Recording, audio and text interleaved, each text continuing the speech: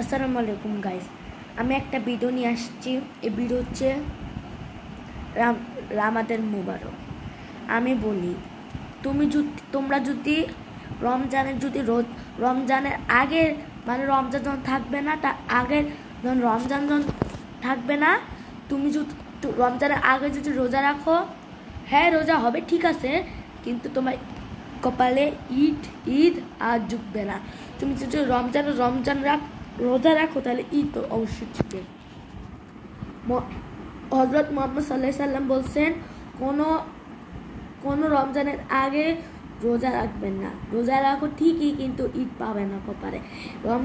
রমজানের মধ্যে তুমি যদি রোজা রাখো তাহলে ঈদ চোখে পাবে।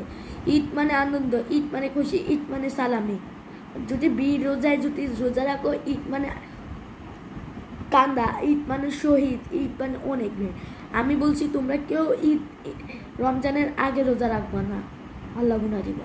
আমিও রাখছিলাম, আমার কষ্ট হয়েছিল, অনেক কষ্ট। তাও আমি যখন ঈদ না, আমার কপালেই যখন ঈদ উঠছে না, আমি প্রচুর কাঁদছি, প্রচুর। আমি তোমার দয়া করে বলতেছি তোমরা কেউ রমজানের আগে রমজানের ভিডিও রোজা রাখবা না। তুমি যদি এই ভিডিও পুরোটা দেখতে চাও, শেয়ার সাবস্ক্রাইব করে দাও, তারপর পার্ট 2 নিয়ে আসবো। টাটা।